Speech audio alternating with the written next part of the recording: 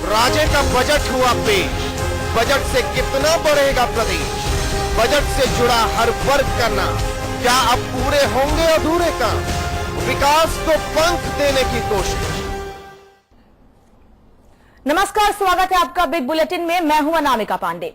मुख्यमंत्री वसुंधरा राजे ने वो बजट पेश कर दिया जिससे प्रदेश की जनता को खासी उम्मीदें थीं। इस बजट को पेश करने के बाद सरकार का दावा है कि ये बजट प्रदेश में खुशहाली लाएगा। तो कैसा है राज्य सरकार का बजट, इसी मुद्दे पर बात करेंगे। इस पर बात करने के लिए हमारे साथ खास मेहमान जुड़े हुए हैं। आपको बता दें कि हमारे साथ सतीश के गुप्ता जुड़े हैं, अर्थशास्त्री हैं। ज्योति किरण जी हैं हमारे साथ, भाजपा नेता हैं। अर्चना शर्मा, कांग्रेस नेता। हमारे मैनेजिंग एडिटर अमिताभ अग्निहोत्री जी हमारे साथ जुड़े हैं। आप सभी लोगों का बहुत बहुत स्वागत है। सभी लोगों से आगे चर्चा करेंगे, बात करेंगे आज के बजट पर, लेकिन उससे पहले रिपोर्ट देख लेते हैं।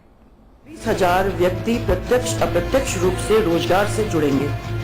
इंतजार खत्म हुआ और सूबे की मुखिया वसुंधरा राजे ने अपनी सरकार का वो बजट पेश कर दिया जिससे प्रदेश के विकास की नई कहानी लिखी जानी है। उम्मीदों का दबाव पहले से ही इतना ज्यादा रहा जिसमें सरकार को अपने वादों के मुताबिक जनता को खुश भी करना था और प्रदेश को विकास की राह पर आगे बढ़ाने का रास्ता भी साफ करना था। सरकार का दावा है कि बजट में हर वर्ग को जोड़ने का प्रयास किया गया है।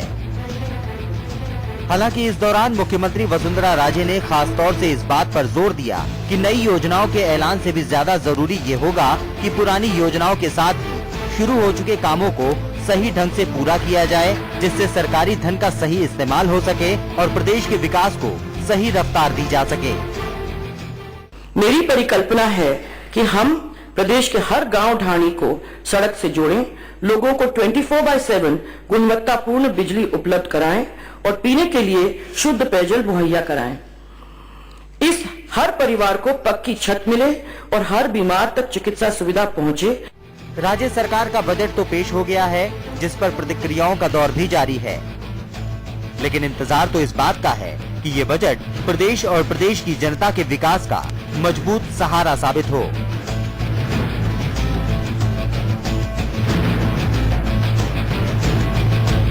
और 26,000 समाचार प्लस अप्रत्यक्ष रूप से रोजगार से जुड़ेंगे।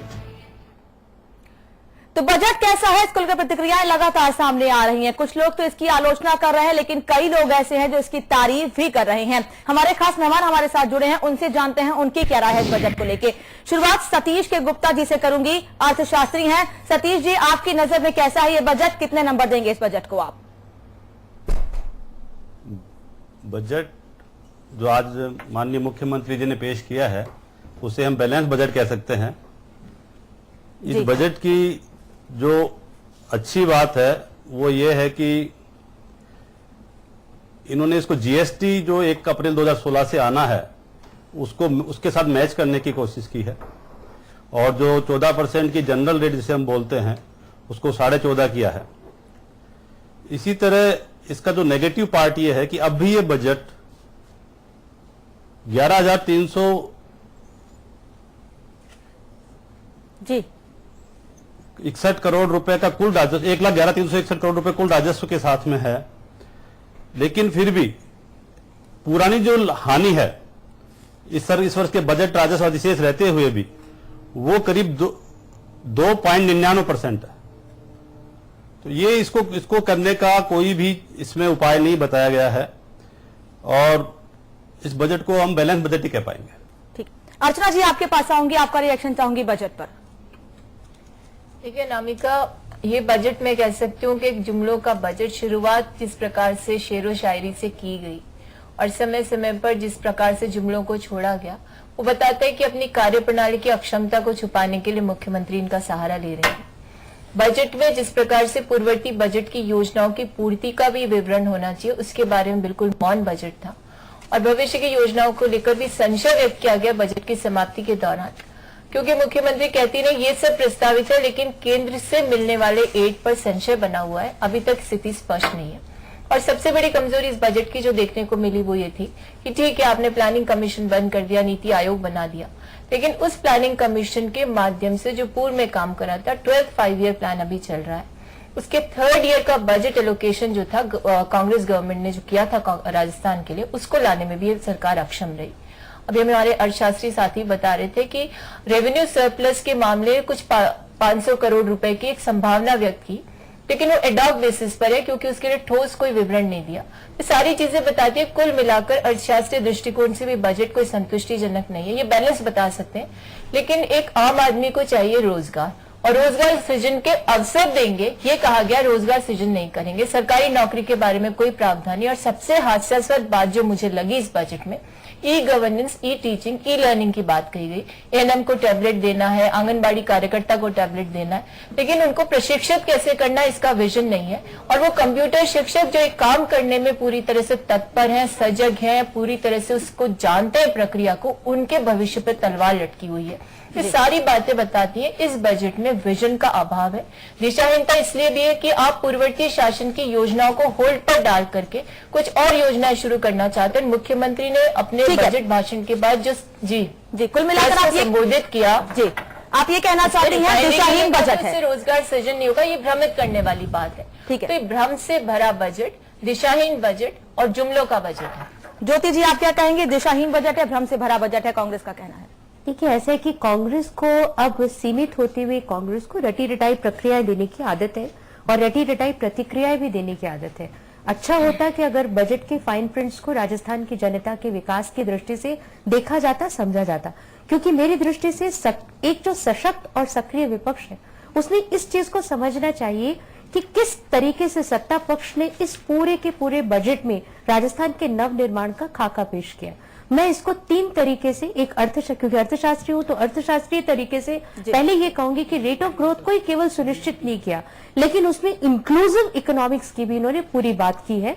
और हर दृष्टि से अगर आप देखेंगे, सोशल सेक्टर की बात करने, किस प्रकार के जुमलों की बात कर रहे हैं कांग्रेस, मुझे समझ नहीं आता, क्योंकि बिल्कुल आंकड़ों के आधार पर अगर आप देखेंगे, पहली दृष्टि में 16% स्कूली शिक्षा में व्यय बढ़ा दिया गया, 68% पर्यटन में व्यय बढ़ा दिया गया, और इसके अतिरिक्त प्रमुखता से 10% एचआरडी पर पिछले वर्षों की अपेक्षा व्यय बढ़ा दिया गया। और इसके अतिरिक्त अगर आप देखेंगे कि पिछले साल की पूछते किया क्या, अगर आउटकम बजट की बात करते हैं तो 40% जिस बजट में कैपिटल फॉर्मेशन की बात अचीव की गई हो, मुझे लगता है कि ये राजस्थान सरकार के एक बड़े अचीवमेंट के तौर पे देखा जाना चाहिए। ठीक है, देखिए, सबसे महत्वपूर्ण बात है कि रोजगार के बारे में जिस प्रकार का विजन इसमें प्रस्तुत किया गया, मैन्युफैक्चरिंग सेक्टर को जिस तरीके का रिलीफ दिया गया, लगातार कांग्रेस किसानों के हित की बात करती है, लेकिन इतने वर्षों में कुछ कर नहीं सकी। पहली बार ये कांग्रेस के राज्य के पूरे जो लूप होल्स थे सिंचाई की व्यवस्था में, उस पर हमें, जैसे कि ऑनरेबल मुख्यमंत्री ने कहा कि हम जो मिसिंग लिंक्स है, जो गैप्स इन्होंने जनरेट किए, उनको भी भरने का काम किया, क्योंकि विकास एक कंटिन्यूड प्रोसेस है। सबसे महत्वपूर्ण बात है कि ई लर्निंग का, यानी कि ज्योति जी आप ये साफ कहना चाहते हैं मुख्यमंत्री की तरह कंप्यूटर की शिक्षा, ई लर्निंग, आप भी ये कहना चाहते हैं कि ये गैप फिलिंग बजट है, कांग्रेस को समझ में। ज्योति जी, 2 शब्दों में जानना चाहूंगी आपसे, क्या ये गैप फिलिंग बजट है? मैंने कहा कि ये नवाचार पर आधारित विकास उन्मुख बूस्टर बजट है। ये ग्रोथ को बूस्ट करने वाला बजट है, इसलिए बूस्टर बजट। ठीक है, अमिताभ जी, क्या ये बजट सरकार की अचीवमेंट है? देखिए, बजट अचीवमेंट नहीं होता कभी। जो भी लोग राजकाज से जुड़े रहे हैं वो जानते हैं, बजट बनाने की एक प्रक्रिया होती है, उसमें सैकड़ों ब्यूरोक्रेट्स इन्वॉल्व होते हैं, नए पुराने तमाम दस्तावेज सामने होते हैं, तब उससे एक नया लंबा चौड़ा दस्तावेज बनता है। उसमें कुछ राजनीतिक दृष्टि होती है, जैसे जैसे सरकार, जिस ढंग की सरकार होती है तो नेतृत्व की छाप तो दिखती है, लेकिन बजट खुद में उपलब्धि नहीं हो सकता। उपलब्धि तो होगा आउटकम बजट। भारत में वैसी परंपरा नहीं है, हालांकि मैं उसके हमेशा पक्ष में रहा, चाहे केंद्र हो, चाहे राज्य हो, चाहे नगर पालिका हो। जब आप नया प्रस्ताव लेके आते हैं सदन के समक्ष, तो आपको बताना चाहिए कि पिछली बार सदन ने जो कुछ मंजूर किया था वो कहां तक पहुंचा काम। आज का बजट में देख रहा था, विवाह के समारोह में केवल शुभकामनाएं ही दी जा सकती हैं, वैसे बजट है। लेकिन एक बात जरूर कहूंगा, 1 साल की सरकार हो गई, 1 साल की उपलब्धियां जनता के सामने होनी चाहिए, एक बात। दूसरी बात, बजट में जितनी भी चीजें रेखांकित करने की कोशिश की गई, वो चीजें कागज पर अच्छी है, उन पर कोई विवाद नहीं हो सकता। भाई सड़क बनाएंगे, अच्छी बात है, किसान को राहत देंगे, अच्छी बात है, किसान सेवा केंद्रों का निर्माण करेंगे, अच्छी बात है, यूरिया टाइम से मिलेगी, अच्छी बात है, जलाशयों का विस्तार होगा, अच्छी बात है, अनुसूचित छात्र वर्ग के छात्र छात्राओं को वजीफा मिलेगा, अच्छी बात है, तीरंदाजी एकेडमी खोली जाएगी, अच्छी बात है। इसमें खराब बात तो कोई है नहीं और होनी भी नहीं चाहिए। लेकिन प्रश्न है परिणाम। तो परिणाम इसका तो आज जाना नहीं जा सकता, इसलिए मैं उतना नकारात्मक भी नहीं हो सकता कि आज इसके परिणाम पर कोई टिप्पणी कर दूं। पिछला क्या रहा उससे समझा जा सकता है। भाई 8वें में नंबर कैसे आए लड़के की, इससे समझ आता, 10वें में कैसा करेगा। एक दूसरी बात मैं कहूंगा कि जब हम कंप्यूटराइजेशन और आईटी रेवोल्यूशन की बात करते हैं ग्रास रूट लेवल पर, तो मैं ज्योति जी से कहूंगा वह चरण जब आए उससे पहले कुछ जरूरतें हैं वो पूरी होनी चाहिए, तभी वो फलीभूत हो सकता है।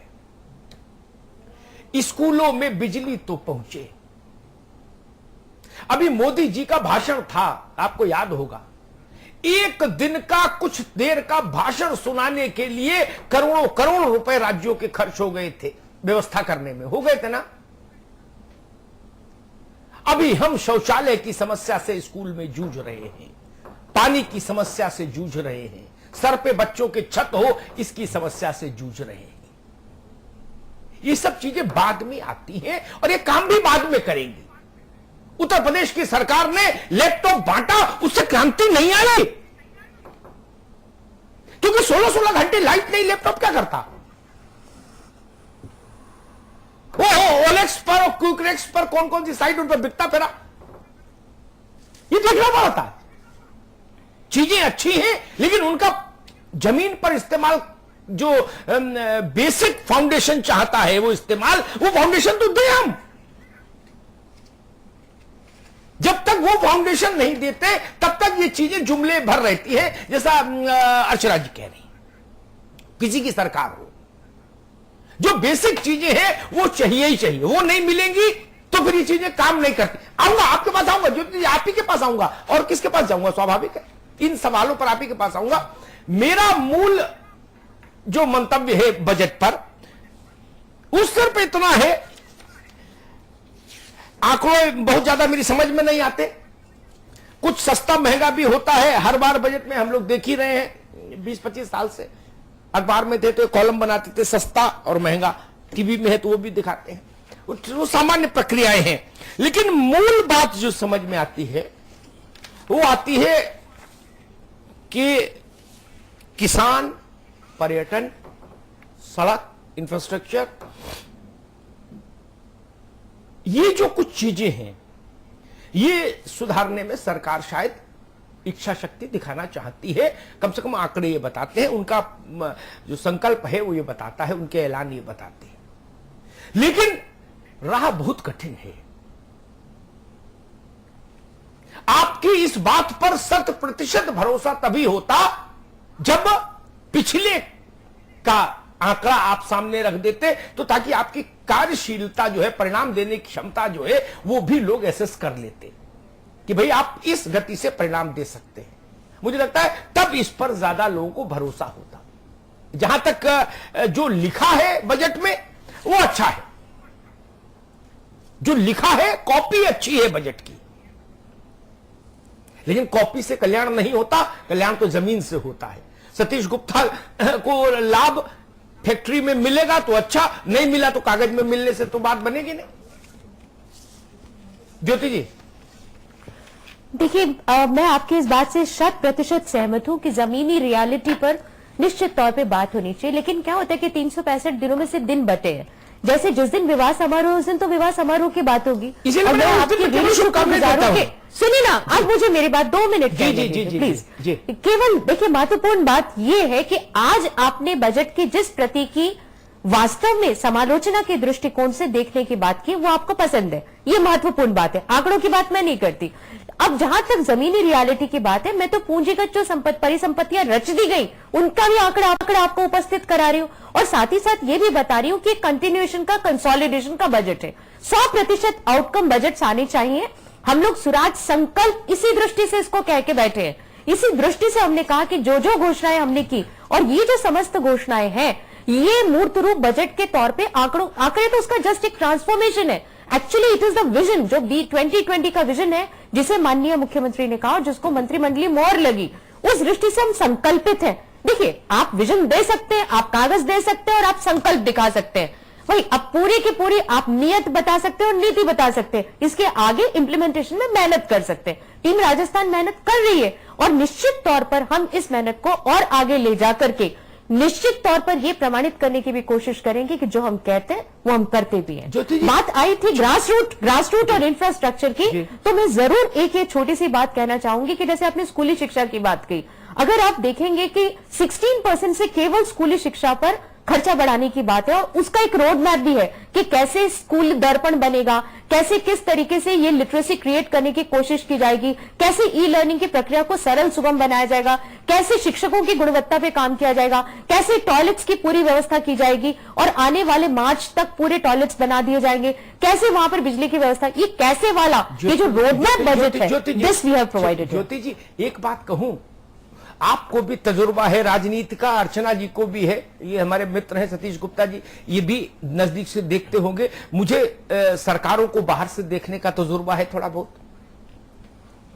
अभी समस्या ई लर्निंग की तो छोड़ ही दो, अरे अभी तो लर्निंग का ही प्रोसेस नहीं पूरा हो पा रहा है, जो लर्निंग के लिए चीजें उसी की तो छोड़ो,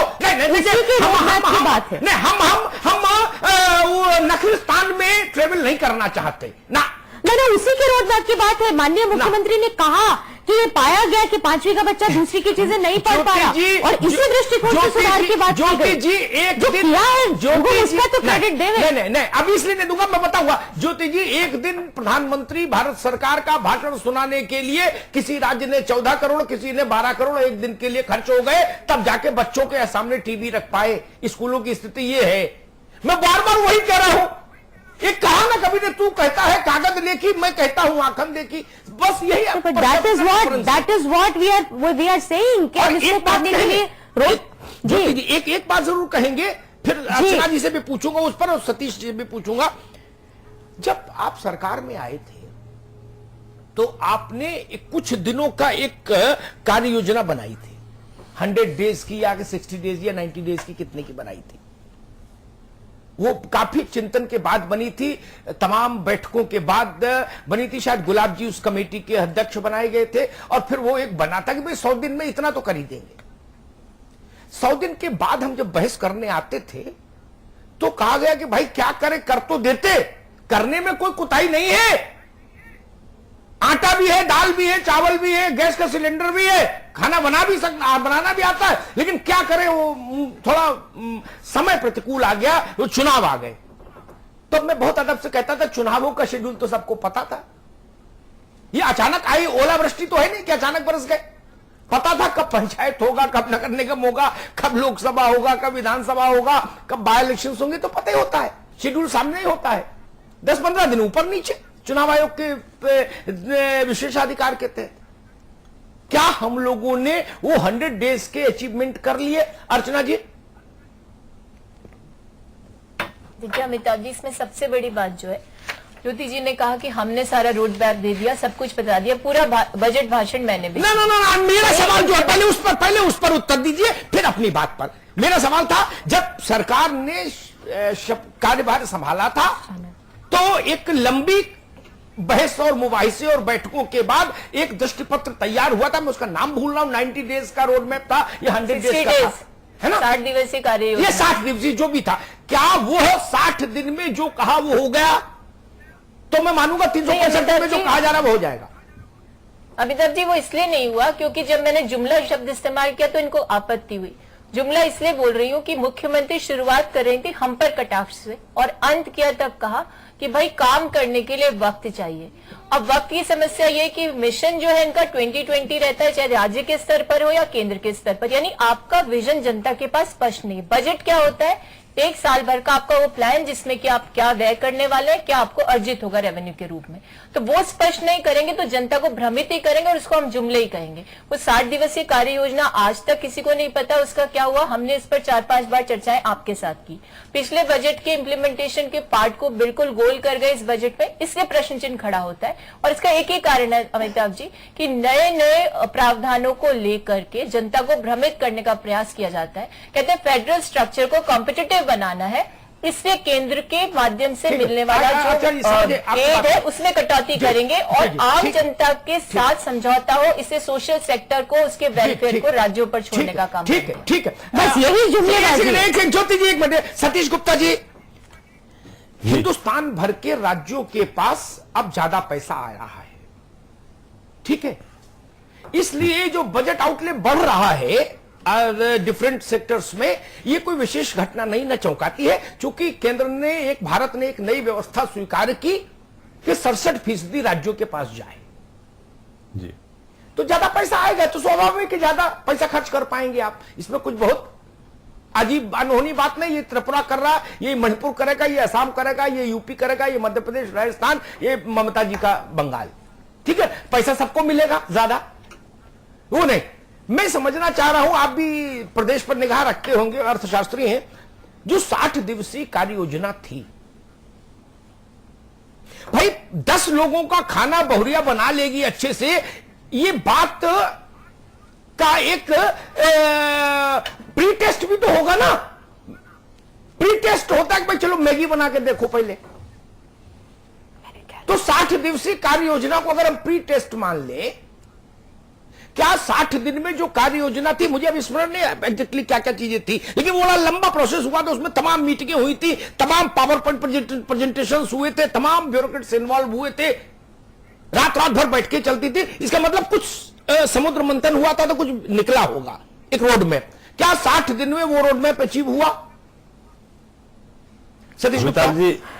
अमिताभ जी, जो आप बेसिक बात कर रहे हैं, शायद आप ये कहना चाह रहे हैं कि जो हम कह रहे हैं क्या हम कर पाएंगे, पर वास्तविकता ये है कि बजट तो एक रेगुलर प्रोसेस है, बनाना ही है, चाहे स्थिति वास्तविकता में क्या होगी। जैसे अब पिछले साल का संशोधित विवरण आदरणीय मुख्यमंत्री जी ने पेश किया विधानसभा में आज ही, उसमें उन्होंने संशोधित राजस्व घाटा जो बताया वो 4219 करोड़ का बताया। जब उन्होंने पिछले वर्ष बजट पेश किया था तो शायद ये 4219 करोड़ रुपए घाटा नहीं रहा होगा। तो जो हमने बजट जब पेश करते हैं तो एक अनुमानित आमदनी के स्रोत, अनुमानित खर्चे के स्रोत लेते हुए जो इनकी इच्छाएं हैं, कहां काम करना चाहते हैं, उनको एक फोरकास्टिंग लेवल पे लिया जाता है, एक एस्टिमेट होता है। निश्चित रूप से आप मेरा सवाल का मंतव्य नहीं समझे, मैं समझ गया। नहीं, आप उसमें मैं शायद कम्युनिकेट नहीं कर पाया। ज्योति जी एक मिनट, आपके पास ना सवाल नया होगा, एक ही सवाल पर सब लोग उत्तर नहीं दे। मेरा सवाल ये होगा, कोई भी पॉलिटिकल पार्टी, कोई भी chief minister, either prime minister या फाइनेंस मिनिस्टर केंद्र में, ये नहीं चाहता कि वो अच्छी बात ना बोले। लोकतंत्र है, चुनाव लड़ना, जनता के बीच में जाना। जो 5, 7, 10 रवायतें हैं हिंदुस्तान में, भाई गांव है, गरीब है, किसान है, महिला है, बच्चे हैं, अल्पसंख्यक है, पिछड़े हैं, दलित है, इनके बारे में कुछ ना कुछ होना चाहिए, ये रवायत पंडित जी के समय चल रही चल रहा। तो बजट तो एक खांचो फिट है, उन्हीं में अपने को भरना है। जिसे कुल्फी के खांचे फिट होते हैं ना, उन्हीं में कुल्फी को वो डाला लिक्विड और बर्फ में जमा दिया। लेकिन रूटीन बजटों से तो किसी इलाके की किस्मत बदली नहीं। आउट ऑफ द बॉक्स जहां हुआ तब राज्य की किस्मत बदली। जितने भी राज्यों की किस्मत बदली है वो रूटीन बजट से नहीं बदली। जैसे जिस और सतीश गुप्ता इशारा कर रहे हैं कि तो एक रूटीन प्रोसेस है, यस आई नो, लेकिन रूटीन प्रोसेस से तो किस्मत नहीं बदलती। किस्मत बदलेगी out of the box thinking से। एक मुझे ये बताएंगे ज्योति जी कि out of the box thinking क्या है इसमें, जो अभी तक कभी नहीं सोची गई। और दूसरा, किस्मत बदलेगी इस बात से कि 60 दिन में जो हम कराना चाहते थे, क्या हमने करा के दिखा दिया? अगर 60 दिन में जो हम कराना चाहते थे वो नहीं करा पाए तो 365 दिन में भरोसा कैसे करें लोग? ज्योति किरण, ये देखिए, स्केप्टिसिज्म का कोई अंत नहीं, लेकिन तभी भी मैं कोशिश करूंगी कि आपके दोनों सवालों का जवाब दे सकूं। पहले दूसरे सवाल का जवाब देती हूँ कि इसमें आउट ऑफ द बॉक्स क्या है। ज्यादातर चीजें आउट ऑफ द बॉक्स है, यही मैं केवल बताने की कोशिश कर रही हूँ कि कुल्फी खांचे, मैं बता रही हूँ बानगी आपको, केवल कुल्फी और खांचे वाली बात मैं कम से कम यहां एक्सपेक्ट इसलिए नहीं कर रही देखिए, सबसे महत्वपूर्ण बात है कि पूरे के पूरे जो निवेश का ढांचा है उसमें जो परिवर्तन करने की बात की गई है, आप ये बात नोटिस करेंगे कि अगर शिक्षा का क्षेत्र है या उसमें नवप्रवर्तन का क्षेत्र है या निवेश का क्षेत्र है, उसमें सभी ओर से नवाचार लाने की कोशिश की गई है। और जो बजट का तरीका, आप देखिए, मैं आपको आउट ऑफ द बॉक्स उसका उदाहरण देती हूं और उसका रोडमैप भी कैसा है ये भी देती हूं। एक उदाहरण लीजिए, राजस्थान श्रम सुधार में out of the box thinking करने वाला पहला स्टेट था। सबसे पहले हमने देश में श्रम सुधार लाए, बाद में सब राज्यों ने उनको एमुलेट करने की और केंद्र में भी काफी हद तक ये बात हुई। अब उस श्रम सुधार के साथ साथ बाकी जो फैक्टर्स जरूरी थे कि श्रमिकों के कल्याण की दृष्टि से स्ट्रक्चरल रिफॉर्म चाहिए, तो आज श्रमिक कल्याण की दृष्टि से एक नए बोर्ड के गठन की बात है। जो यानी आपने out of the box thinking भी की। लेबर रिफॉर्म्स इस प्रदेश के जो है, जो कि पिछले बजट के बाद में आकर लगातार हमारे साथ चले और अब उनको फलीभूत होकर देखने का भी मौका मिलेगा, क्योंकि रिसर्जेंट राजस्थान के साथ उसको हमने जोड़ना था। हमने निवेश की ईज यहां करनी थी, उसके लिए जिस प्रकार की चीजें यहां की गई। अब देखिए, आप अगर नवाचार की बात करें तो अगर स्टार्टअप्स के लिए केंद्र में हमने संशोधन किए और केंद्र में नई बातें लाई, यहां पर हमने किसानों की दृष्टि से कर डाली वो बात। यूरिया के लिए अग्रिम जो फंड बनाने की बात है, आउट ऑफ बॉक्स थिंकिंग है, ताकि आप बफर पहले ही क्रिएट कर जाए। इसी तरह से पूरा का पूरा जो ड्रिप एंड स्प्रिंकलर इरिगेशन है उसको प्रोत्साहित और उसमें सौर को जोड़ने वाली बात है। ठीक है, इसी के साथ में सौर ऊर्जा के क्षेत्र में completely out of the box thinking है। केवल आपने निवेश करने की बात नहीं की, लेकिन उसको इंडिजिनाइज करने का भी प्रोसेस मैन्युफैक्चरिंग सेक्टर में खोल दिया। जितना अर्थशास्त्र मुझे आता है एज एन अर्थशास्त्री भी, मुझे लगता है कि इसमें कई क्षेत्र हैं जिसमें बिल्कुल नए तरीके से सोच दिखाई गई। ठीक है ज्योति जी। अर्चना शर्मा जी, बजट के जिन प्रावधानों को ज्योति जी ने आउट ऑफ द बॉक्स बताया है, यानी गैर परंपरागत सोच, ऐसी सोच जो सामान्यतः नहीं पाई जाती, आपको समझ आती बात? अमिताभ जी, सामान्यतः नहीं पाई जाती ऐसी बातें तो है, लेकिन वो सुहा नहीं रही जनता को। पहले जनधन और अब बंधन, ये वो पार्टी जो शासन में आते ही सबसे पहले किसी भी वन माफिया को संरक्षण देती है कि यदि पेड़ों की कटाई कर ले या वन में किसी प्रकार के आदिवासियों के प्रति शोषण करे तो उसकी जो पेनल्टी हमारे शासन ने 25,000 थी उसको 500 रुपए कर दिया। ये कौन सा बंधन है? कौन से शौचालय बनाएंगे जब पानी की उपलब्धता नहीं है? वहां पर कैसे शौचालय बनेंगे? इसका रोड मैप नहीं, किसी प्रकार का कोई रोड मैप नहीं। और श्रमिक सुधार जिनको लेकर के वाहवाही लूटने का काम करे और कह रहे एमुलेट करें दूसरे स्टेट्स भी, इनसे पूछिए भारतीय मजदूर संघ इन्हीं का आनुषंगिक संगठन है, क्यों सड़कों पर आज उतरा हुआ है? क्यों वो ये मांग कर रहा है कि इन लेबर रिफॉर्म्स को बिल्कुल डिलीट कर दीजिए, इसके बारे में सोचना बंद कर दीजिए, क्योंकि रोजगार सृजन को प्रेशर देने का ढोंग करने वाली पार्टी श्रमिकों को घर में बैठाने का काम कर रही है। कॉर्पोरेट के हित में लेबर रिफॉर्म्स को किया गया, ये पूरी जगह प्रचारित भी है और इसका विरोध इन्हीं के आनुषंगिक संगठन कर रहे हैं। ज्योति जी, बिल्कुल शांति है। और शिक्षा सुधार की बात कर रहे हैं। केंद्र प्रवर्तित योजनाओं में प्राइमरी एजुकेशन से मिलने वाले फंड में बहुत सारे करोड़ रुपए की कटौती हुई है, जिसका डेटा ना तो मुख्यमंत्री के पास है ना मेरे पास आज उपलब्ध है, इसलिए उसको मैं बोलना नहीं चाहती।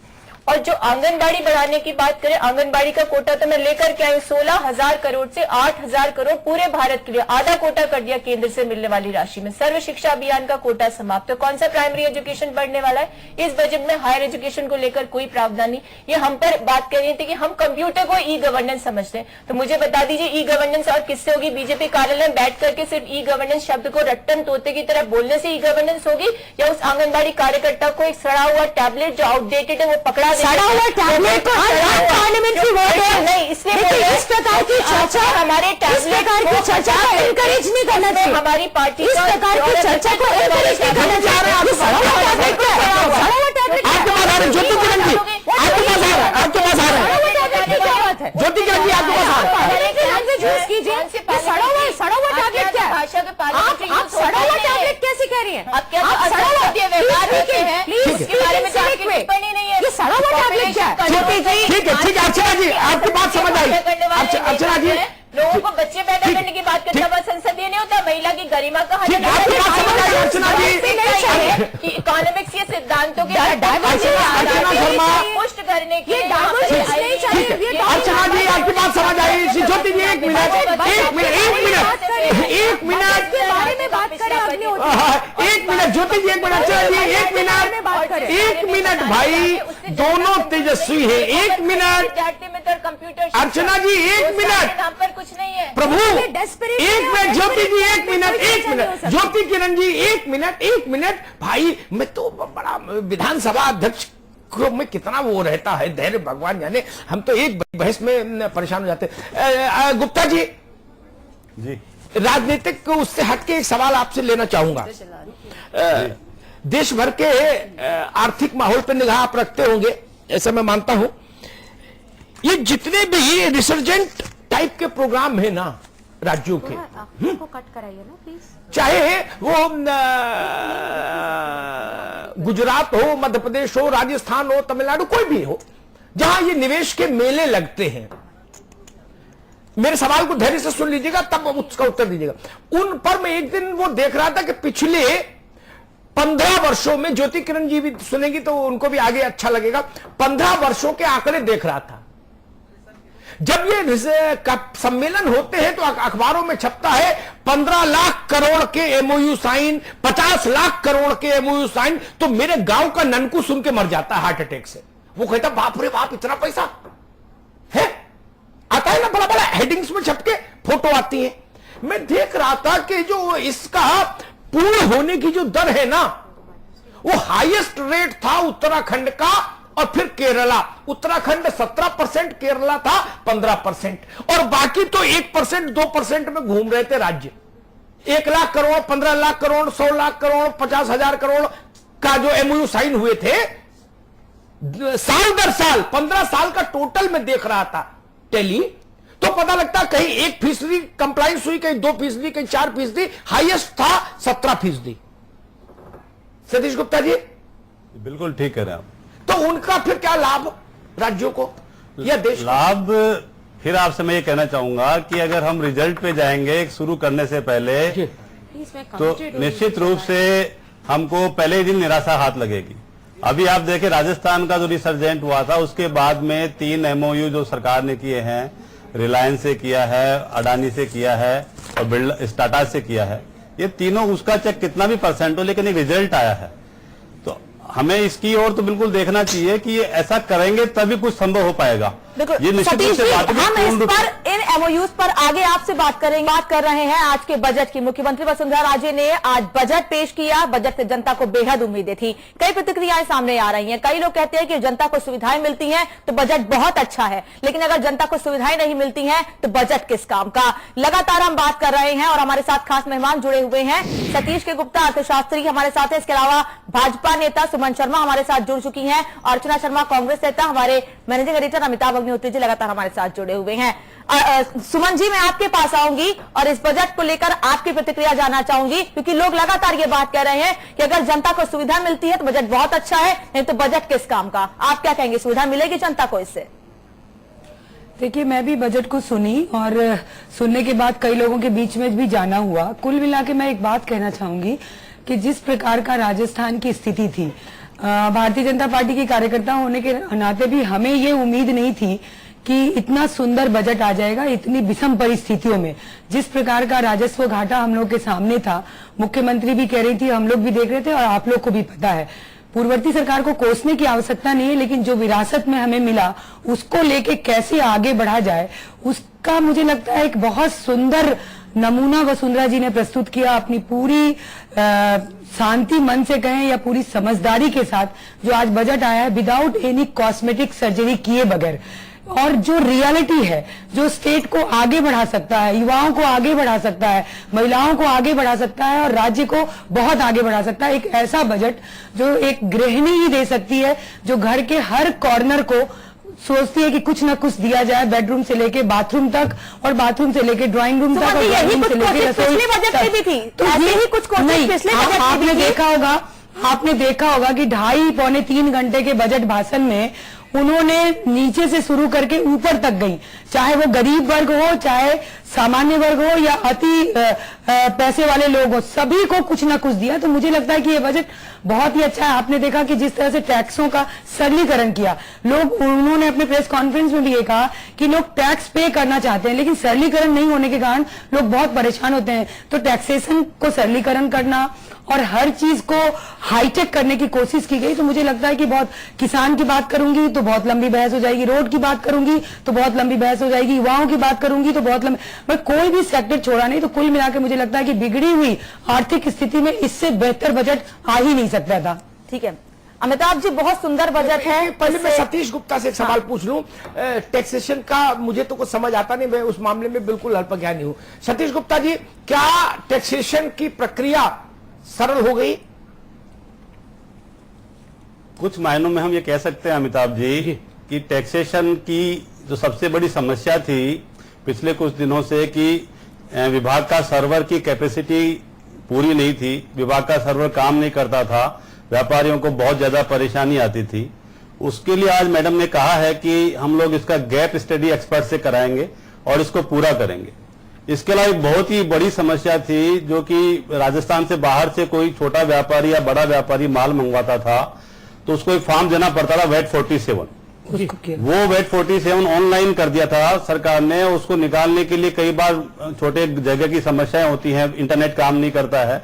उसके लिए आज उन्होंने एक नया प्रोविजन लाए हैं, बहुत ही अच्छी बात है कि ये मोबाइल फोन से असिस्ट करेंगे। मोबाइल फोन पे SMS आएगा कि इस व्यापारी का इस माल के लिए वेट 47 जारी हो चुका है और उसको दिखाने से वो माल राजस्थान में एंटर कर जाएगा। इसके अलावा आज सेल टैक्स का जहां तक बात करें, काफी प्रोविजन ऐसे लाए गए हैं जिनसे सरलीकरण बढ़ेगा। और कुछ भी हो सकता, बहुत चीजें आज भी पेंडिंग है, जैसे कैपेसिटी इंक्रीज में तुरंत किया जा सकता था, इसके लिए गैप स्टडी कराने में समय लगेगा और समय लगने हो सकता है कि साल भर में पूरा ही नहीं हो, स्टडी नहीं हो पाए।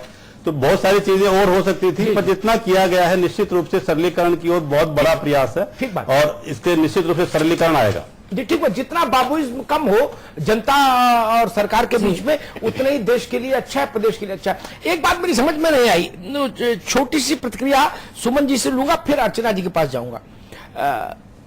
मैं देख रहा था सस्ता महंगा, केंद्र सरकार का अभियान है कि भाई सारी जगह पर LED लगाइए, रिप्लेस करिए। जितनी भी तरह की लाइटें लगी हुई हैं, परंपरागत बल्ब हो या CFL हो, उनको हटाइए और LED लगाइए ताकि बिजली बचे। बिजली बचत का मतलब बिजली उत्पादन हो जाता है।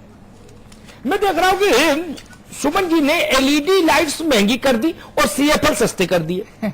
सुमन जी, ये मामला थोड़ा आपकी पारखी नजर से हमारी बजट में बहुत तेज है, ये दिख रही है अमिताभ जी। मुझे मालूम था कि ये सवाल का सामना मुझे करना पड़ेगा आपके स्टूडियो में। ये एक्चुअल में होता क्या है, आप भी जानते हो अमिताभ जी कि जब हम पूरे बृहद रूप से बजट राज्य का बनाते हैं तो कहीं से कुछ देने की चेष्टा होती है और कहीं से कुछ लेने की भी चेष्टा होती है। अब LED लाइट से बिजली बचत होती है और हम लोग प्रचार प्रसार में भी लगे हुए हैं, तो LED लोग को प्रोवोक किया जा रहा है कि आप LED खरीदें, लगाएं और बिजली बचाएं।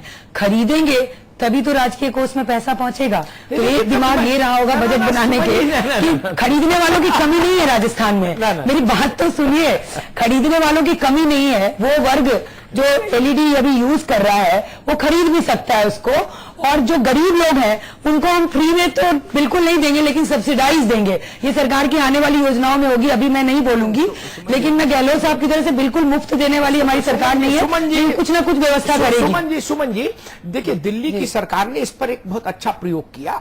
हम लोगों को दूसरे राज्यों से भी सीखना चाहिए, क्योंकि सारी समझदारी अपन के पास हो ये कहाँ संभव है। ये दुनिया बहुत बड़ी है, नए नए प्रयोग कर रहे हैं लोग, अलग अलग दिमाग रखते हैं, सोचते हैं। अच्छा, दिल्ली की सरकार ने किया कि भाई आप आइए, जहां बिजली का बिल जमा कराने आएंगे वहीं आपको LED बल्ब मिलेगा, देंगे, ठीक है। और उसमें आप एक सब्सटेंशियल अमाउंट 50 रुपए 40 रुपए कुछ रखा, वो जमा करा दीजिए। बाकी 5 किस्तों में, 6 किस्तों में 10-10, 20-20 रुपया जोड़ के आपके बिल में आता रहेगा और वो कटता रहेगा, ठीक। ये हुई प्रमोट करने वाली बात। किसी चीज का दाम बढ़ा के प्रमोशन तो हो ही नहीं सकता ना, फिर तो प्रतिगामी असर आ जाएगा। ये मुझे थोड़ी सी ये चूक लगी, इसको रिवर्स होता ये तो शायद बात बन जाती। सरकार को रेवेन्यू में फर्क नहीं पड़ता, आप CFL महंगा कर देते, LED सस्ता कर देते, तो वो मुहिम सामने आती, तो बिजली बचती, तो बिजली उत्पादन जितना लाभ होता। खैर अर्चना शर्मा जी, अभी हम लोगों के साथ ज्योति किरण जी थी, उन्होंने कहा कि भाई बहुत सारे मसले हैं जो out of the box thinking हुई। सुमन जी ने कहा कि एक गृहिणी का बजट जो घर के हर कोने को स्पर्श करना चाहती है, ठीक बात है, गृहिणियां बजट बनाती हैं तो हर चीज का ख्याल रखती हैं। प्रमुख विपक्षी दल के नाते क्या आप इस बात से सहमत अपने को कर पाती हैं कि हर वर्ग की जो आशा अपेक्षा थी उसको पूरा करने की कोशिश की सरकार ने? देखिए अमिताभ जी, ज्योति जी के साथ तो समस्या ये थी कि वो सड़े शब्द को लेकर के बैठ गई, लेकिन मैं उस चीज को इसलिए क्लियर करूंगी कि इनके शासन में, पूर्ववर्ती शासन में टैबलेट्स और कंप्यूटर्स जो थे वो सड़ ही रहे हैं आज भी राजकीय विद्यालय गांधीनगर के प्रांगण में, और इसको समाचार पत्रों ने बहुत प्राथमिकता के साथ दिखाया। शायद वो पढ़ती नहीं होंगी हिंदी के समाचार पत्र। दूसरी बात, आपने कहा कि एक कुशल गृहिणी के द्वारा प्रस्तुत बजट, ऐसा कहीं प्रतीत नहीं होता। कांग्रेस विपक्ष के रूप में बिल्कुल सजगता के साथ मांग कर रही थी कि रसोई गैस की राज्य द्वारा दी जाने वाली सब्सिडी जो आपने बंद की उसे वापस से शुरू कीजिए। उस पर कोई सुनवाई नहीं हुई। गृहिणी सोच रही थी शायद इसमें रियायत मिल जाएगी। पेट्रोल डीजल की दरों में किसी प्रकार के वैट की कटौती या सेस की कटौती की बात नहीं मानी गई। रही बात घर के सामान की, तो उसमें मुझे नहीं लगता कि किसी भी इलेक्ट्रॉनिक आइटम पे कोई कमी की गई है। और रही बात किसानों को लेकर के, तो किसानों को ना यूरिया पे कोई प्रावधान इसमें बजट में रखा गया, ना इरिगेशन प्रोसेस के बारे में कोई बात। छोटे छोटे माइक्रो प्रोजेक्ट्स की बात कर रहे हैं। अभी वो कह रही थी कि सब जो बजट है और विकास है तो सतत और निरंतर प्रक्रिया है। कंटिन्यूटी का अभाव, पुरानी योजनाओं को द्वेषतावश होल्ड पर रखना, ये सारी चीजें इस बजट में प्रतिबिंबित हुई। ये कहते हैं मुफ्त कुछ मत दो, लेकिन ह्यूमन रिसोर्स डेवलपमेंट होगा कैसे जब व्यक्ति स्वस्थ नहीं होगा? ये तो अमेरिका भी देता है सुविधा, तो कनाडा भी देता है, लेकिन हम गाँव में खोल रहे हैं ना स्वास्थ्य केंद्र, नहीं होगा। सिर्फ बनाने के लिए हम गाँव में खोल रहे हैं हॉस्पिटल। कम्युनिकेबल डिजीज की बात नहीं हो रही, और भी स्वास्थ्य खोल रहे हैं महिलाओं के लिए, खोल रहे पुराने प्रसूति गृह पर। तो अमिताभ जी चलो ठीक है, बोलो। आप खुद इस चीज पर चर्चा कर चुके, कैसे प्रसूति गृहों की स्थितियां खराब है।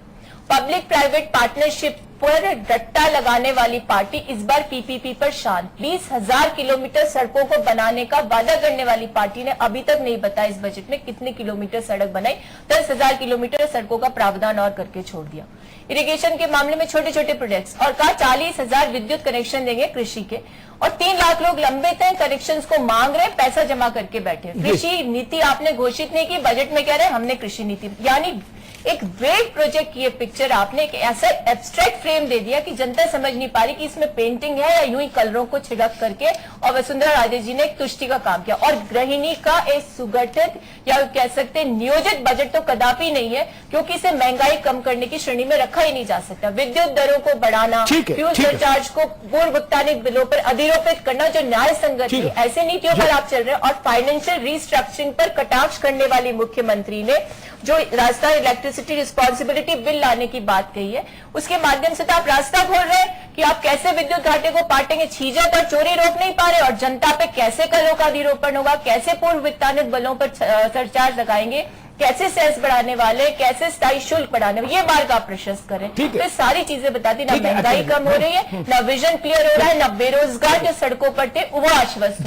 सुमन जी, संविदा कर्मी जी ठीक है। एक सवाल आगे आपकी बात आई, आपका तर्क समझ में आया। सुमन जी, मुझे एक 2 उदाहरण याद आते, शायद उन बहसों में आप थे मेरे साथ। मैं तो बाबुओं द्वारा तैयार किए हुए कागजों में सबसे कम रुचि लेता हूं, और लोकतंत्र में जनप्रतिनिधियों को बाबू क्या करे, अर्थशास्त्री क्या करे, इस पर बहुत दिमाग नहीं लगाना चाहिए। जमीन क्या बोलती है वो देखिए, राज बढ़िया चलेगा। पुराने समय में राजा लोग मूर्ख थे क्या, जो वेश बदल के घूमते थे? वो एक अर्थशास्त्री और एक पटवारी को नहीं भेज देते कि जाओ पता करो देश में क्या चल रहा गांव में, नहीं ना, खुद भी समझते थे ना जमीन क्या बोल रही। मैं 2 उदाहरण दूंगा, वो दोनों बहसों में शायद किसी एक में आप रही होंगी। एक प्रसूति केंद्र का पर हमने खबर चलाई, वहां का जो इंचार्ज टाइप का आदमी था बेचारा, वो कह रहा था साहब 1.5 महीने से तो पानी नहीं है यहां टंकी में, 1.5 महीने से पानी नहीं है, प्रसूति केंद्र है। अब बताइए, हाथ भी धोने को नहीं। और एक प्रसूति केंद्र पर हमने खबर चलाई जो मुझे स्मरण आती है, वहां महिला जब बच्चे का जन्म हो रहा था तो वही के कर्मचारियों ने उसकी फिल्म बना ली। 400 की जगह 350 खुले, कोई दिक्कत नहीं, लेकिन जो खुले उनमें सुरक्षा, उनमें पानी, उनमें बिजली, उनमें पंखा, उनमें दवा, उनमें ट्रेंड स्टाफ, ये सुनिश्चित हो जाए। सुमन जी, जी बिल्कुल 50 कम खोल दीजिए, कोई दिक्कत नहीं। ये तो फर्जीवाड़ा हेल्थ सेक्रेटरी को शोभा देता है कि 400 संख्या डाल दूं कि 450 डाल दूं कि 800 डाल दूं। राजनेताओं को सोचना चाहिए कि नहीं, 50 कम खुले दिक्कत नहीं, लेकिन जितने खुले वो फंक्शनल हो। स्कूल खोल देना कोई बहुत बड़ी उपलब्धि नहीं, वहां छत हो, पानी हो, शौचालय हो, मास्टर हो, ये भी व्यवस्थाएं देखनी पड़ेंगी ना सुमन जी। जी बिल्कुल सही कहा अमिताभ जी। मैं इस पे एक लाइन बोलना चाहूंगी अमिताभ जी, अगर आप इजाजत दें तो। आपने बिल्कुल सही याद दिलाया कि राजा लोग वेश बदल के अपने गांव, अपने शहर, अपने राज्य में घूमा करते थे और वहां की कमियों को मीट आउट करके जनता को वो सारी चीजें उपलब्ध कराया करते थे। उसी का उदाहरण है हमारी सरकार भी सत्ता में आने के साथ ही पूरे संभागों में गई अपनी सरकार को लेके वसुंधरा राजे, और जब गांव ढानियों में पहुंची तो कई ऐसे ढानी थे जहां सड़क नहीं, जहां बिजली नहीं, जहां बिजली के तार नहीं, खंबे नहीं, इन सब चीजों को उन्होंने देखा। और उसी में ये भी देखा हुआ कि कहीं हॉस्पिटल भी नहीं है। ये बात बिल्कुल सही कि जो हॉस्पिटल है उसी को आप ठीक कर दीजिए तो बहुत बड़ी बात होगी, लेकिन जहां आवश्यकता है वहां देनी भी तो पड़ेगी। केवल ये कह के बजट में कि हम पुराने हॉस्पिटल को ही ठीक करेंगे तो शायद आप लोग भी कहते कि क्या किया, ये तो वो हॉस्पिटल ही था। तो जो ये प्रसूति गृह बढ़ाने की बात हुई है, तो गांव ऐसे हैं कई राजस्थान के जहां कितने किलोमीटर पे भी जाके हॉस्पिटल नहीं मिलता है, इसलिए ये चेष्टा की गई। इसीलिए मिसिंग लिंक सड़कों को जोड़ने का काम हुआ, ढानियां जोड़ी गई कि कोई ढानी में आज तक सड़क नहीं देखा कि सरकार की सड़क होती कैसी है, कैसा डामर होता है, कैसा चारकोल होता है, गांव की जनता नहीं देख रही है। तो ये काम राजा के रूप में जो पहले किया करते थे उसी को लोकतंत्र में वसुंधरा राजे गांव गांव ढानी ढानी पैदल चल के, आप लोगों ने भी अपने टीवी विजुअल पे दिखाए थे। इसीलिए स्कूल भी खुल रहे हैं, कॉलेज भी खुल रहे हैं। आपने देखा सैनिकों के लिए सरकारें बातें बहुत करती रही, लेकिन सैनिकों के लिए कभी भी झुंझुनू जो सैनिक का एक प्रोडक्शन केंद्र बोला जाता है कि हजारों सैनिक वहां से आते हैं, वहां पे हमने सैनिक स्कूल खोलने की भी बात की। हमने उन खिलाड़ियों को जो बिल्कुल ग्रामीण क्षेत्र से आते हैं, तीरंदाजी का काम करने वाले लोग बेचारे जिनका नाम कोई याद नहीं रखता, उनके लिए एकेडमी खोलना और खिलाड़ियों का मनोबल बना रहे खेल के प्रति, उनको कई पदों से नवाजे जाने के बाद उनकी राशि तय करना, उनके लिए टैलेंट सर्च करना, ये सारी चीजें ऐसी है अमिताभ जी जो गांव और डानी घूमने के बाद ही बना है। अधिकारियों ने ये बजट नहीं बनाया है, बाबुओं ने ये बजट नहीं बनाया है, लेकिन इम्प्लीमेंट करना भी जरूरी है। ये बात आपकी बिल्कुल। सुमन जी, मेरा एक सवाल है, सुमन जी मेरा एक सवाल है आपसे महिला सुरक्षा को लेकर। क्या आप दिल्ली सरकार को देखकर एक बात तो सीख गए कि वाईफाई देना है, मुफ्त वाईफाई की सुविधा बहुत जगह कर दी गई है कई क्षेत्रों में, लेकिन महिला सुरक्षा को लेकर कुछ खास बात नहीं की गई है। दिल्ली सरकार ने सीसीटीवी कैमरे लगाने की बात की है, आपने क्या किया? देखिए, सीसी कैमरे की बात के साथ ही यदि हम सुरक्षा को जोड़ देंगे तो ये मुझे नहीं लगता है कि सीसी कैमरा लगेगा और महिलाओं को सुरक्षा मिल जाएगा। मैं नहीं मानती। पुलिस को मजबूत करना पड़ेगा, महिलाओं का मनोबल बढ़ाना पड़ेगा। उसके लिए विमेन एंटरप्रेन्योर के लिए बहुत सारी चीज इसमें खोली गई है कि महिलाओं को सुरक्षा भी मिले। एक ऐप भी बनाया गया, अगर आप लोगों ने देखा होगा कि पुलिस विभाग में एक महिला सुरक्षा के नाम पे एक ऐप बना है, जिसपे अगर कोई घटना दुर्घटना होती है तो महिला उसको करे, वो सीधे मुख्यमंत्री के जो उनका सुगम पोर्टल है उससे जुड़ा हुआ है ताकि उन तक ये जानकारी मिले, वहां से मॉनिटरिंग हो। तो मुझे लगता है ये सब चीजों में सुधार होगा तो महिला सुरक्षा को कहीं ना कहीं कमी आएगी। राजस्थान में जो सुरक्षित हो रहा है राजस्थान महिलाओं को लेकर, उसमें मिलेगा। सुमन जी, आपके पड़ोस में जो महिला है वो कुछ कहना चाहती है महिला सुरक्षा पे? कहिए, हम पूरी लिबर्टी देंगे सर, हम बेईमान लोग नहीं है। देखिए अमिताभ जी, यही तो विडंबना है कि महिला सुरक्षा के नाम पर एक ऐप की घोषणा करते हैं। तो कुछ तो करेंगे ना अर्चना जी, नहीं आप बोल रहे हो, कुछ तो करेंगे यार। जो मुख्यमंत्री अपनी पार्टी की महिला कार्यकर्ताओं से जन्मदिन की बधाई नहीं ले सकते, वो किस ऐप को उठाकर किस हेल्पलाइन की मॉनिटरिंग करेंगे? बड़ा सोचने। हम लोग जन्मदिन संस्कृति में विश्वास रखते हैं कि यहाँ पर महिला सुरक्षा के मामले में जेंडर बजट, लेकिन सुमन जी मनाया भी आप नहीं है। एक मिनट जी अर्चना जी, सबसे बड़ी बात यह है कि सेंट्रल स्पॉन्सर्ड स्कीम्स में 8 ऐसी योजनाएं हैं जो सुरक्षा पर भी उसमें से केंद्रित है, बैकवर्ड एरियाज के डेवलपमेंट पे भी। 13 डिस्ट्रिक्ट ऐसे हैं राजस्थान में जो महिला सुरक्षा की दृष्टि से बिल्कुल बैकवर्ड, उनके एम्पावरमेंट के लिए तरस रहे हैं वो, और पुलिस मॉडर्नाइजेशन, इन दोनों पर शून्य बजट केंद्र की तरफ से। तो मुख्यमंत्री को नहीं दिखा कि केंद्र ने मेरे पर काट दी, तो कम से कम और जो घोषणाएं करी उसमें छोटा सा सौदा इस पर भी छोड़ करके महिलाओं के प्रति कोई सद्भावना दिखाती, महिलाओं के प्रति पुलिस मॉडर्नाइजेशन, न महिला सुरक्षा के लिए कोई तत्परता, और ये महिला समर्पित, गृहिणी समर्पित बजट बता रही। मुख्यमंत्री तो महारानी कहलाना पसंद करती है। सामंती सोच की प्रवृत्ति की सरकार की मुखिया क्या तो घर के बजट को सुनिश्चित करने की सोचेंगे, क्या किसानों के लिए सोचेंगे, क्या महिला सुरक्षा के लिए सोचेंगे? अगर महिला सुरक्षा की इतनी भावना ही होती तो मैं कहती हूँ आदर्श गांव, आदर्श शहर बनाने की जगह आदर्श महिला सुरक्षा के प्रावधान कर देती, और कुछ नहीं करती तो मैं भी साधुवाद देती आज। लेकिन मैं खुद ठगा हुआ महसूस कर रही हूँ कि महिला सुरक्षा के नाम पर किसी प्रकार का कोई प्रावधान नहीं। पूर्ववर्ती शासन के 30% रोडवेज के रिबेट को छीनने वाली मुख्यमंत्री ने किसी प्रकार की महिला दिवस पर, जो उनका जन्मदिन भी आता है, उस समय भी घोषणा सुमन जी रिस्पॉन्ड करिए। ठीक है अर्चना जी, आगे समय कम है। अर्चना जी अब समय कम है, अर्चना जी अब समय कम है। अमिताभ जी एक ही बात, जी जी जी, सिर्फ संघीय प्रतिस्पर्धात्मक प्रणाली को प्रश्रय देने वाले नीति आयोग की अभिशंसा पर वल्नरेबल सेक्शन के साथ कैसे समझौता हो सकता है, इसका मार्ग प्रशस्त करने वाला ये बजट है जो पूंजीपतियों को संरक्षण देकर के श्रमिकों और गरीबों के हितों के साथ समझौता। ठीक है अर्चना शर्मा। सुमन शर्मा, महिला सुरक्षा के मसले पर जो कुछ अर्चना शर्मा ने कहा उस पर रिस्पॉन्ड करेंगे आप? जी अमिताभ जी, मैं बोलूंगी अर्चना जी, कभी भी हम लोग अच्छा काम करें बधाई नहीं मिलेगा, मैं ये आश्वस्त हूँ, वो देंगी नहीं। लेकिन मैं ये बताना चाहूंगी कि राजस्थान के मुख्यमंत्री ने अगर महिलाओं की चिंता ना की होती तो प्रतापगढ़ एक जिला है, बहुत ही पिछड़ा जिला है और नया बना है, वहाँ पे महिलाओं के लिए हॉस्टल नहीं खोले जाते। अर्चना जी ने शायद वो देखा नहीं, कुछ तो किया जा रहा है। अब आपका एक उदाहरण देना चाहूंगी अमिताभ जी, जब राज्य केंद्र का बजट आया था तो आपने एक विषय बताया था हमारे कांग्रेस के मित्रों को कि मंच पे दूल्हा दुल्हन को बधाई देने जाते हैं तो सीधे थोड़ी पूछते हैं कि कितना बच्चा होगा कि नहीं, वही हाल कर रहे हैं। अब हम कोशिश कर रहे हैं तो ये किया वो क्यों नहीं किया, ये बात थोड़ी होती है। एक गिरे हुए एक आर्थिक रूप से पिछड़े हुए राजस्थान में ऐसे सोच के साथ देने का मादा भी मुख्यमंत्री में है, इनके मुख्यमंत्री में नहीं था। ये तो पूरे राजकीय कोष को बलि चढ़ा के गए थे, राजकीय कोष का सत्यानाश करके जाने वाले लोगों को महिला का हम महिला राजस्थान के राजकीय कोष का राजस्थान को मेरी बात को सुन लीजिए, चलाएंगे इस राजस्थान को। हम महिला सुरक्षा पे किसी और दिन बात करेंगे, लंबी डिबेट पर रखेंगे, क्योंकि बहुत बड़ा मुद्दा है। महिलाएं भी इस पर नजर लगाए बैठी है कि आखिर क्या सरकार की ओर से मिलता है महिला सुरक्षा को लेके। अमिताभ जी संपादकीय टिप्पणी। देखिए, मैंने इसे शुरुआत में कहा था और सामान्यतः सभी बजट पर मेरी एक ही सैद्धांतिक सोच रहती है। बजट का जो ड्राफ्ट होता है, मैंने करीब 25-30 बजट तो देखे होंगे केंद्र के, और इस कई गुना ज्यादा राज्यों के बजट मेरी निगाह से गुजरे होंगे एक पत्रकार के नाते। सबकी भाषा मुझे मोह होती है और हर बजट देख के सतीश गुप्ता मालूम क्या लगता है, बड़ी बात नहीं कहता, सच बोल रहा हूं।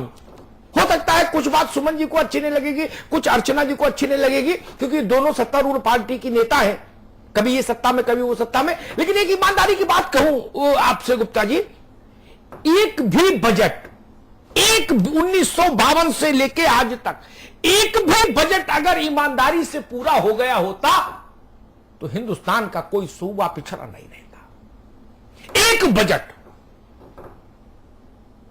पहाड़िया जी के समय में हो गया होता, सुखाड़िया जी के समय में हो गया होता, जो हरदेव जोशी के में हो गया होता, भरू सिंह जी के में हो गया होता, गहलोत जी के समय में हो गया होता, तो राजस्थान तो कहां निकल गया होता, महाराष्ट्र और गुजरात के कान काट रहा होता, और गुजरात और महाराष्ट्र वॉशिंगटन के कान काट रहे होते। हर बजट अपने में इतना सुंदर है, मन मोह ले, आत्मा को मुदित कर दे। अब इसको ऊपर से नीचे तक पढ़ जाओ, पढ़ने में ही ऐसा लगेगा कि बिल्कुल जैसे रसमाधुरी खा रहे हो, अपन रसमलाई खा रहे हो, ऐसी आत्मा तृप्त हो जाएगी। कोई बचा है? कोई बचा है क्या? बताइए, 10,000 किलोमीटर यहां बनाएंगे, 20,000 यहां बनाएंगे, यहां लिफ्ट परियोजना शुरू करेंगे, यहां से यहां करते करते और पता लगेगा पूरे सूबे में ई स्टांप लागू करने तक खत्म होगा। इतने में इसको किसी आम आदमी को पढ़ा दो तो हो सकता है वो खुशी के मारे अस्वस्थ भी हो जाए, उसको अस्पताल ले जाना पड़े, इतनी खुशी उसके आंचल में न समाये। सच बात है, हो सकता कोमा में चला जाए, आंचल में नहीं समाये इतनी खुशी। वो कहेगा हे प्रभु बैकुंठ और कहां है, यही है, यही है। जैसे मुमताज ने नूरजहां ने कहा ना कि हम ही अस्तो, हम ही अस्तो, हम ही अस्तो, यही स्वर्ग है, यही स्वर्ग है कश्मीर के लिए। तो आदमी कहेगा बैकुंठ है प्रभु, विष्णु यही विराजते हैं, लक्ष्मी यही विराजते हैं। फिर 364 दिन के बाद जब फिर दिन आता है तो फिर हमको लगता है कि ढाक के वही 3 पात। पहले रामलाल के बोलने में अस्पताल में पानी नहीं था, अब रामलाल के अस्पताल में तो पानी पहुंच गया, अब श्यामलाल के अस्पताल में 2 महीने से पानी नहीं। ये जो मैकेनिज्म है इसको दुरुस्त करने की जरूरत है। बजट पर क्या चर्चा करो, हर बजट अच्छा, हरदेव जोशी के बजट उठा के देख लीजिए, भैरव सिंह जी के बजट उठा के देख लीजिए, कौन से बजट ने कहा कि जनता को डंडे से मारूंगा? किसी मुख्यमंत्री ने कहा क्या? नहीं ना, सबने कहा सर्वे भवन्तु सुखिनः सर्वे सन्तु निरामयः। व्यापारी खुश रहे, अधिकारी खुश रहे, पत्रकार खुश रहे, काश्तकार खुश रहे, महिला खुश रहे, चाचा खुश रहे, भतीजे खुश रहे, सब अच्छी अच्छी बातें होती हैं। किसी बजट में किसी कोई खराब बात कभी देखी क्या गुप्ता जी? नहीं देखी होगी ना। लेकिन एक भी बजट, मेरी बात को दिल से सोचिएगा जाके, अर्चना जी सुमन जी दोनों, और कोशिश करिएगा पुराने बजट कहीं मिल जाते एक बार निगाह दौड़ा लीजिएगा। जिसके पास जितना अच्छा, जैसे तहसील में बैनामा लेखक होते हैं ना, गुप्ता जी ने देखा होगा, ये तो टैक्स के आदमी है, तहसील भी कभी गए होंगे, देखिए वो बैनामा लेखक भी होते हैं, उनकी राइटिंग बड़ी खूबसूरत होती है जो बैनामा लिखते थे। या यूनिवर्सिटी में जो डिग्रियों पर नाम लिखते हैं ना, अर्चना शर्मा जी, उनकी भी राइटिंग बहुत सुंदर होती है। बजट वैसे ही होता है, मेरे लिए उसका कोई बहुत वो नहीं। मेरे प्रश्न है कि जमीन पर वो क्रियान्वित होना चाहिए। मैं बहुत प्रसन्न हो जाऊंगा इस सरकार से अगर इसका 60% भी अचीव हो जाए अगले साल जब हम लोग चर्चा करने आए, तो मैं कहूंगा ईमानदार बजट था, ईमानदार काम हुआ। लेकिन अब तक के लिए मुझे खेद है, जितनी सरकारें आई और जितने बजट आए उसमें इंप्लीमेंटेशन का जो पोर्शन है वो बहुत पुअर है, बहुत पुअर है। कई जगह तो आपने हाथी के लिए 1 बूंदी का लड्डू रख दिया, बोले ये हाथी की खुराक का भी इंतजाम कर दिया। अब वो बूंदी के लड्डू को खाए कि सूंघे, क्या करे? एक उदाहरण देता हूं, मान लीजिए हाइपोथेटिकल बात, मैं इससे टैली कर जाए मुझे पता नहीं, 40 डिग्री कॉलेजेस के लिए 33 करोड़ रुपए। आप इस बात पर हंस सकते हैं, आप रो सकते हैं, आपकी इच्छा। 40 डिग्री कॉलेजेस के लिए 33 लाख रुपए, 33 करोड़ रुपए। 75 लाख रुपए में डिग्री कॉलेज बनता है क्या? चलता है? नहीं ना। मानसरोवर में फ्लैट नहीं मिल रहा 75 लाख का, डिग्री कॉलेज कहां से बनेगा? यही सुखाड़िया जी लिख गई, भैरव सिंह जी, हरदेव जोशी, ये गहलोत जी बोले सब राम नाम कीर्तन चल रहा है, चलाओ। नहीं, इंप्लीमेंटेशन के पार्ट को देखिए। जो मैंने कहा वही मेरा मूल स्वर है सुमन जी, 400 नहीं 300 खोलिए, लेकिन जिम्मेदारी लीजिए कि नए खुले प्रसूति केंद्र और पुराने प्रसूति केंद्र 100% फंक्शनल होने चाहिए। मेरे घर की मां बहन बेटी जाए तो सुरक्षित रहे, स्वस्थ होकर बाहर आए तो यह बजट सार्थक। अन्यथा फिर मैं कहूंगा ये बाबुओं का बौद्धिक विलास है, इसमें इससे ज्यादा इस कागज का कोई बहुत मोल नहीं होता। बहुत बहुत धन्यवाद। सतीश जी, सुमन जी, अर्चना जी, अमिताभ जी, बहुत बहुत धन्यवाद जुड़ने के लिए, चर्चा में शामिल होने के लिए। बिग बुलेटिन में फिलहाल इतना ही, लेकिन समाचार प्लस पर खबरें लगातार जारी हैं।